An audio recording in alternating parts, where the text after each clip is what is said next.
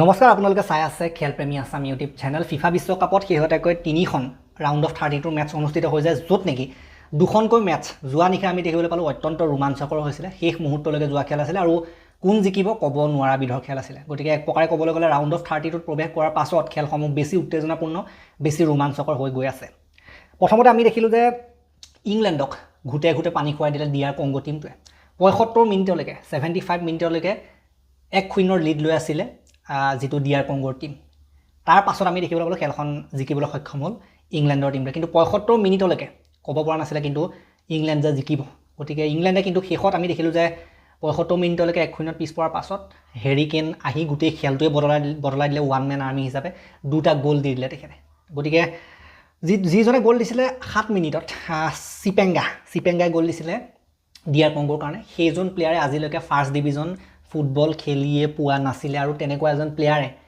FIFA বিশ্বকাপৰ দৰে মঞ্চত দেশৰ কাৰণে গ'ল মাৰিছে লাইফৰ প্ৰথমটো গ'ল মাৰিছে নিজৰ দেশৰ কাৰণে গতিকে তাৰ পাছত 75 মিনিটলৈকে সুন্দৰ খেল এটেক ডিফেন্স হৈ থাকিলে ডিফেন্সো ভাল আছিলে ডিআৰ কংগোৰ কিন্তু অৱশেষত যিটো গ'ল হ'ল 75 মিনিটত হেৰিকেন দেন 86 মিনিটত পুনৰ হেৰিকেন 86 মিনিটত গতিকে হেৰিকেনে খেলখন ইফাল সিফাল কৰি দিলে কিন্তু ডিআৰ কংগোৱে সন্মান পাব লাগিব তেওঁলোকে পৰ্তুগালৰ নিচিনা টিমক ড্ৰ কৰি ৰখাই দিছিলে আৰু ইংলেণ্ডৰ লগত কেনেকুৱা ধৰণৰ খেল আপোনালোকে দিলে আপোনালোকে দেখিবলৈ পালে গতিকে ডিআৰ কংগো এবাৰ বিশ্বকাপত অত্যন্ত সুন্দৰ প্ৰদৰ্শন কৰিলে তাৰ পাছৰ যিখন খেল সেইখন এইবাৰ এতিয়ালৈকে হোৱা ফিফা বিশ্বকাপৰ আটাইতকৈ নাটকীয় আটাইতকৈ ড্ৰামাটিক মেটচবিলাকৰ ভিতৰত এখন হৈছে সেইখন হৈছে বেলজিয়াম আৰু সেনেগালৰ মাজত যিখন খেল মই আপোনালোকক কালি যেতিয়া প্ৰিভিউ দিছিলোঁ তেতিয়া কৈছিলোঁ আগতীয়া বিশ্লেষণ যেতিয়া আমি খেলৰ কথা আলোচনা কৰিছিলোঁ কালি ভিডিঅ'টোত কৈছিলোঁ যে সেনেগালৰ পাল্লা ভাৰী থাকিব তথাপিতো বেলজিয়ামৰ পাল্লা ভাৰী থাকিব তথাপিতো সেনেগালে ফাইট দিব সেনেগালে সহজতে এৰি নিদিয়ে কিন্তু তাৰ উলুটাটোহে আমি দেখিবলৈ পালোঁ গোটেই খেলখনত কিন্তু সেনেগালৰ পাল্লা ভাৰী আছিলে শেষৰ সময়ত পাল্লা বেলজিয়ামৰ ভাৰী হোৱা আমি দেখিবলৈ পালোঁ শেষৰ সময়ত বেলজিয়ামে খেলটো বদলাই দিয়া আমি দেখিবলৈ পালোঁ 85 মিনিটলৈকে 2-0 লিড আছিলে সেনেগালৰ হাতত মইতো 85 মিনিটলৈকে 2-0 লিড হৈ থাকোঁতে মই এনেকুৱা হৈছিল যে মইতো শুই থাকোঁ ৰাতি বহুত দেৰি হৈছে ৰাতিপুৱা হৈছে এখন খেলৰ মই নাচাওঁ শুই থকাই ভাল হ'ব সেনেগাল জিকিলে 2-0 হৈ আছে ক'তনো আৰু 5 মিনিট আছে কিনো হ'ব 5-10 মিনিট আছে কিনো খেল হ'ব তেনেকৈ বুলি ভাবিছিলোঁ 86 মিনিটত এটা গ'ল দি দিলে দেন 86 মিনিটত এটা গ'ল দিয়াৰ পাছত 89 মিনিটত পুনৰ এটা হেডাৰ গ'ল দি দিলে টিলেমেন্সে তাৰ পাছত 2-2 হৈ গ'ল অলৰেডি হৈ যোৱাৰ পাছত আহি গ'ল আপোনাৰ এক্সট্ৰা টাইমৰ একেবাৰে শেষৰ মিনিটত 120 নম্বৰ মিনিটৰ প্লাছ যি এডেড টাইম দিয়ে সেই +5ত +11 10 মান দিছিলেগে তাৰ +5ত সাধাৰণতে 120 মিনিট যোৱাৰ পাছতো এক্সট্ৰা টাইমৰ গোটেই টাইমখিনি যোৱাৰ পাছতো এডেড টাইম লগাই দিছে তাৰ 5 মিনিটত আকৌ এটা পেনাল্টি পাইছিলে যিটো বেলজিয়ামৰ টিমে আৰু তেওঁলোকে সেইটো গ'ললৈ কনভাৰ্ট কৰিবলৈ সক্ষম হৈছিলে আৰু তেনেকৈ তেওঁলোকে খেলখন জয়ী হ'বলৈ সক্ষম হৈছিলে লাষ্টৰ পেনাল্টিটো কনভাৰ্ট কৰিছিলে টিলেমেন্স ভাল প্লেয়াৰ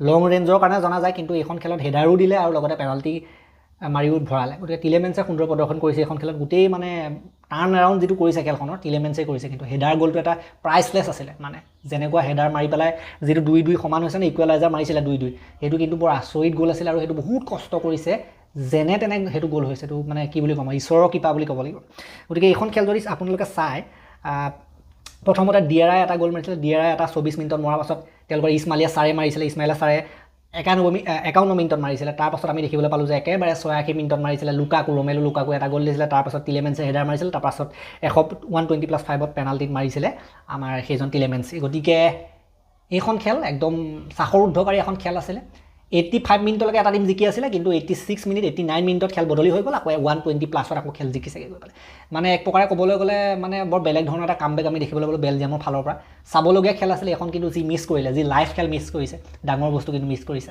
গতিকে ময়ো সাধাৰণতে শুই থাকিম বুলিয়ে ভাবিছিলোঁ 85 মিনিটৰ আগলৈকে কিন্তু তাৰ পাছত মানে যেতিয়া 2-2 হৈ গ'ল মই নুশুলোঁ আৰু মানে একেবাৰে শেষ কৰিহে একেবাৰে ৰাতিপুৱা পোহৰ হওঁতে শুইছোঁ গতিকে তেনেকুৱা হয় বাকী যি কি নহওক এইকেইখন আছিলে খেল এইকেইখন খেলৰ পাছত এওঁলোকৰ যিকেইটা টিম আছিলে এইকেইটা টিম কোৱালিফাই কৰি গৈছে নেক্সট ৰাউণ্ডলৈ ৰাউণ্ড অফ 16লৈ তাৰ পাছত দিনৰ ভাগত যিখন খেল হ'ল ৰাতিপুৱালৈ সেইখন বাৰু ইমান বৰ বেছি ফাইট হোৱা খেল নহয় 2-0 জিকিলে বছনিয়াই বাহিৰ হৈ গ'ল USA হাতত হাৰি আয়োজক দেশ USA ৰাউণ্ড অফ 16লৈ গৈছে এখন খেল জিকি 2-0 তেওঁলোক আগবাঢ়ি গৈছে 2-0 জিকি তেওঁলোক আগলৈ গুচি গৈছে সহজতে জিকিলে বছনিয়াই এটাও গ'ল কৰিবলৈ সক্ষম নহ'লে যদিও বা এটেক হৈছিলে তথাপিও গ'ল নিদিব নোৱাৰিলে বালগুনে দিছিলে তেওঁলোকৰ 45 মিনিটত আৰু টিলমেনে দিছিলে 82 মিনিটত তেনেকৈ তেওঁলোকে সহজতে জিকিলে আৰু আমেৰিকাৰ ক'বলৈ গ'লে বালগুন যিজনে সাধাৰণতে গ'ল মাৰি আছে গ'লৰ ওপৰত গ'ল মাৰি আছে প্ৰত্যেকখন মেচত সেইজনে কিন্তু এখন খেলত এটা ৰেড কাৰ্ড পাই গ'ল মানে এই মেইন যিজন ষ্ট্ৰাইকাৰ এইজনে তেওঁলোকৰ নেক্সট খেলখনত ৰাউণ্ড অফ 16ৰ খেলখনত বালগুনে খেলিব নোৱাৰে সেইটো কিন্তু মুখ্য আঘাত USA টিমটোৰ কাৰণে গতিকে সেইটো এটা সমস্যা হ'ল, বেয়া কথা হ'ল USA টিমটোৰ কাৰণে যে যিজনে গ'ল মাৰি আছিলে প্ৰায় প্ৰত্যেকখন মেচতে গ'ল মাৰি আছে বালগুনে। এতিয়া বালগুন নাই, নেক্সট মেচত কেনেকৈ কি কৰে চাবলগীয়া হ'ব, ৰেড কাৰ্ড খাই গ'ল। বাকী যি কি নহওক, এইকেইখন খেলৰ পাছত আপোনালোকে যদি বৰ্তমান সময়ত ৰাউণ্ড অফ 16 কাৰ মেচ পৰিছে আপোনালোকে চাই ইয়াৰ পৰা এইকেইটা টিমৰ ভিতৰত আগৰ কেইটাত মই আলোচনা কৰিছিলোঁ USA আৰু বেলজিয়ামৰ মাজত হ'ব। নেক্সট কালি যিকেইটা টিম জিকিছিলে USA আৰু বেলজিয়ামৰ মাজত 7 জুলাই তাৰিখে 5:30 বজাত ৰাতিপুৱা। দেন যদি আপোনালোকে চাই ইংলেণ্ডৰ মেক্সিকোৰ লগত পৰিলে ৰাতিপুৱা 5:30 বজাত 6 জুলাই তাৰিখে।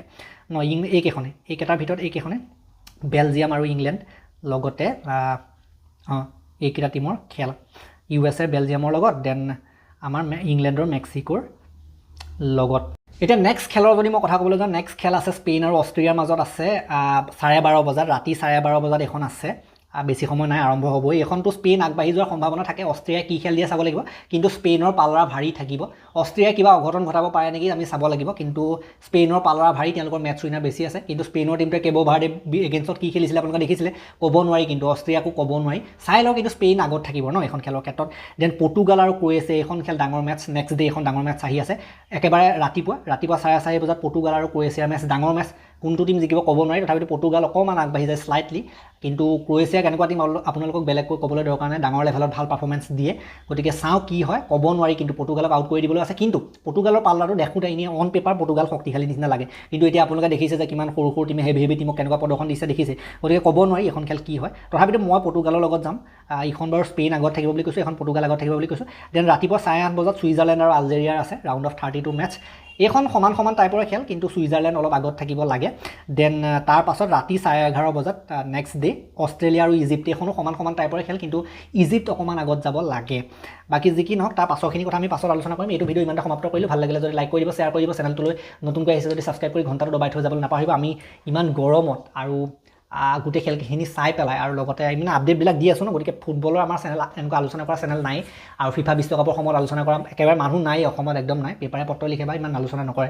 আপোনালোকে শ্বেয়াৰ কৰি দিব, যোনে ফিফা বিশ্বকাপ চাই আছে তেওঁলোকলৈ শ্বেয়াৰ কৰি দিব। আৰু চেনেলটোলৈ যদি নতুনকৈ আহিছে তেন্তে ছাবস্ক্ৰাইব কৰি ঘণ্টাটো দবাই থৈ যাবলৈ নাপাহৰিব।